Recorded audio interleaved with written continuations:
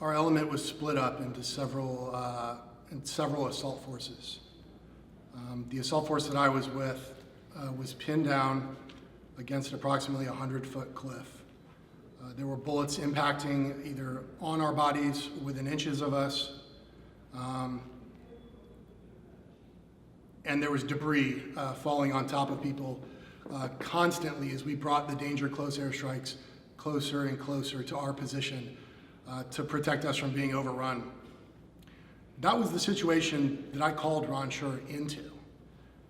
Now, Ron was at the base of the mountain. He had to climb a mountain under fire with a couple other guys on the team. And when he showed up, nearly everybody was wounded. We were under direct fire. We were pinned down with nearly nowhere to go except for down a 100-foot cliff. That's the situation that Ron started working in that day. And he had already dealt with his own battles at ground level, treated multiple casualties prior to arriving to our position. And due to the severity of the wounds, one of our interpreters, Idris Khan, was killed. Dylan was severely wounded. Luis was severely wounded. And their situation was deteriorating, and it rapidly exceeded the medical capacity of myself, our combat cameraman, or any of the guys in our position. And when I called for Ron, there was a silence over the radio for a few seconds because everybody realized what that meant, that it was bad. That mission was anything, or unlike anything else we'd ever faced. It was my second deployment to Afghanistan. We'd been in engagements before, even on that deployment. We've been in engagements. We definitely done a bunch of stuff, but there's nothing like that before. But luckily, we're all incredibly well trained. We could trust each other. Everybody knew their job, and it all just kind of worked for us that day.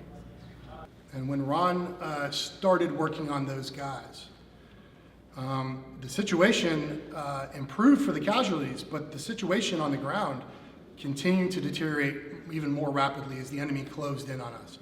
I remember rolling over, trying to get a shot, and instinctively reaching for my own grenade.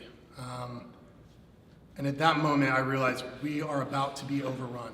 And I called it in on the radio that you have a U.S. Special Forces element about to be overrun. And that's something that you see in the movies. And you imagine it from time to time when you're in training.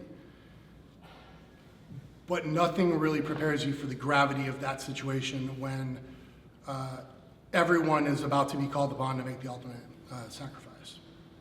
And so in that moment, I said a prayer out loud, God, you gotta help us.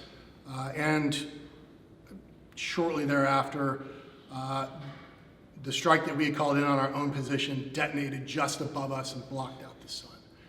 And as the dust settled, Ron Shurer is the first thing I saw on top of his wounded teammates, protecting them, even to the end, when we had all fully accepted the fact that we were gonna go down fighting.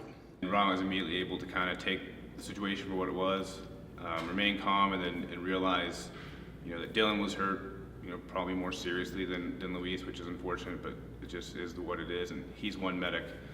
And that situation alone with just 2 casualties was grave enough, but he was able to, remain calm and just immediately get to work, directing other guys to help out where needed, and making sure the situation stayed, calm and under control, and that he kept those guys calm and reassured them throughout the whole entire process. Just having Ron there helped me feel more confident that I could get through it, and I don't believe that I would have had it not been for him. Like if he would have been critically injured or killed on the battlefield, the whole mission might have been different. We all might have died out there. Yeah, obviously the mission didn't go according to plan, but adapt, and I think we did pretty well that day. You ask Ron, he'll tell you that he's receiving this award on behalf of all of his comrades, both here and away. And it's because that's the kind of guy he is, and he's a very humble individual. But I think my personal opinion is that the Medal of Honor means something very special to me and to all Americans. And this is our nation's highest award, and